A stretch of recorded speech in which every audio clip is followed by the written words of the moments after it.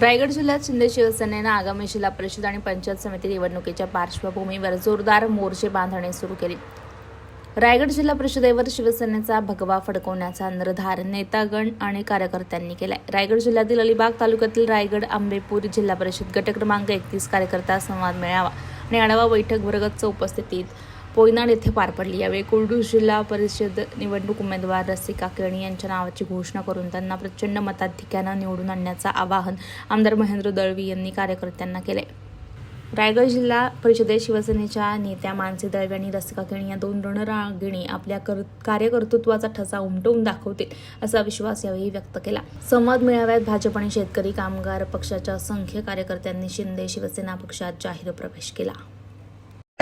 तर मग आपण काय करायचं? पण राजाबाई सगळ्यांना सांगत होते की तुम्ही कोणीही घाबरायची काही गरज नाहीये। शेठने आपल्याला शब्द दिलेला आहे आणि शेठने दिलेला शब्द कधी शेठ पाठी घेत नाही, हे 1001% खरी गोष्ट आहे। जेव्हा आपण या निवडणुकीला सामोरे जात असताना समोरच्याला हलक्यात घेऊन जमणार नाही। समोरचा आपल्याला किती जरी बोलत असतील की आपली सीट सहज लागेल अशी गोष्ट नाही आहे।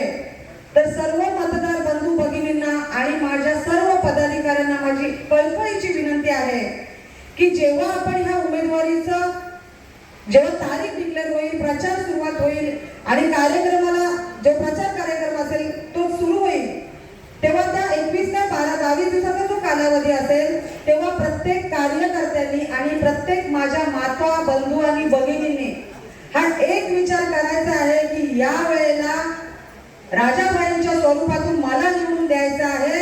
कारण जर आता नाही तर कधीच नाही, अभी नाही तो कभी नाही अशी ही गोष्ट आहे।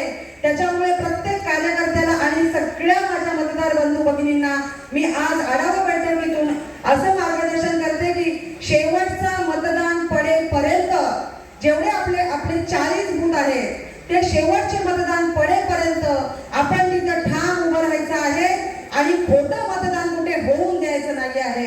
कारण जेव्हा ह्या निवडणुका लढल्या जातात शेका पक्षाच्या मार्फत तेव्हा खोट्या मतदानाचा जास्त वापर इथे शेठ केला जातो।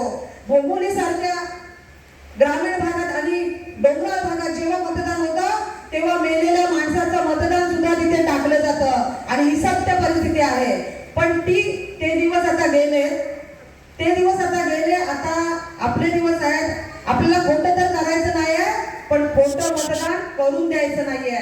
आपली जे मतदान आहे ते आपल्याला पाडून द्यायचं आहे आणि प्रत्येक कार्यकर्त्यांनी जर ठरवलं की मी प्रामाणिकपणे काम करेन आणि रसिकाताईंना निवडून देईल तर आपला विजय नक्कीच आहे। या मतदारसंघामध्ये अनेक प्रकल्प येत होते। त्या प्रकल्पांना विरोध कोणी केला? त्या प्रकल्पाच्या जमिनी संपादित करण्यासाठी कोणी एजंटगिरी केली? त्या जमिनी संपादन केल्यानंतर त्या प्रकल्पाला कोणी विरोध केला? मग ती पट्टी पॉवर प्लांट असू द्या, देव कोणीचा प्रकल्प असू द्या, सूर्य रोशनीचा प्रकल्प असू द्या, रुची सोयाचा प्रकल्प असू द्या किंवा स्टील इंडियाचा प्रकल्प असू द्या, नेटको कंपनी कोणी बंद पाडली? ज्या नेटको कंपनीवर सतीश धारप यांनी बेरोजगारीचा प्रश्न सोडवण्यासाठी त्यावेळेला मोर्चा काढला होता। सतीश धारप यांनी तो मोर्चा काढल्यानंतर बेरोजगारीचा प्रश्न कुठेतरी सुटेल असं त्यांना वाटलं होतं। त्या मोर्चामध्ये आज विभागातील सर्व तरुण पिढी सामील झाली होती। मग त्यावेळेला सतीश धारप यांच्यावर हल्ला करणारे कोण होते ते सुद्धा तुम्ही तपासून बघा। तुम्ही या जनतेचे होऊ शकत नाही। तुम्ही फक्त स्वतःच्या फायद्यासाठी फक्त या जनतेला तुम्ही वेठीस दिलेला आहात। म्हणून या विभागातील जनता सुज्ञ आहे। शेठ, तुम्ही जो विकास निधी दिलेला आहात, प्रत्येक गावात दिलात, वाडी वस्तीवर दिलात, त्याचा पूर्णपणे उपयोग करून पूर्णपणे प्रत्येक गावामध्ये, वाडीमध्ये, वस्तीमध्ये मग त्या पाण्याच्या लाईनी असू द्या, रस्ते असू द्या, गटारे असू द्या, समाज मंदिराची कामं असू द्या, हे सर्व मग ते आमदार निधी असू द्या किंवा जिल्हा नियोजनाचा फंड असू द्या, 25-15चा फंड असू द्या, या सर्व योजनेतून ही कामं प्रत्येक या मतदारसंघामध्ये झालेलं आहे।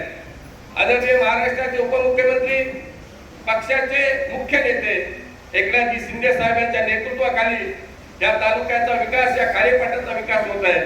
महिला भगिनींसाठी लाडकी बहीण अशी योजना चांगल्या प्रकारे राबवलेली आहे, त्याचा फायदा महिला भगिनींना होत आहे. या येणाऱ्या काळामध्ये शिवसेना भारतीय जनता पार्टीचा जो केंद्रामध्ये सरकार आहे, राज्यामध्ये उपमुख्यमंत्री एकनाथजी शिंदे साहेब आहेत, ते या माझ्या महिला बचत गटाच्या भगिनी आहेत, यांच्यासाठी मंत्री ज्या ज्या योजना असतील त्या योजना कशा मिळतील यासाठी आपण सर्वांनी प्रयत्न करूया आणि तुम्ही ते करणारच आहेत. आज या इथल्या लोकांची अशी अवस्था झालेली आहे, आणल्याचं घरात पाहिल्याची वरा अशी यांची अवस्था झालेली आहे. त्यामुळे बाकी काही सांगण्याची काही गरज नाही. त्यामुळे येणाऱ्या निवडणुकीमध्ये आपण सर्वांनी संघटित होऊन या जिल्हा परिषद मतदारसंघातून शिवसेनेचा भगवा झेंडा कसा फडकेल यासाठी सर्वांनी आपण प्रामाणिक प्रयत्न करूया आणि शिवसेनेचा जिल्हा परिषद झेंडा फडकवून आपण विजयात सामील होऊया. एवढे बोलून मी थांबतो. जय हिंद, जय महाराष्ट्र.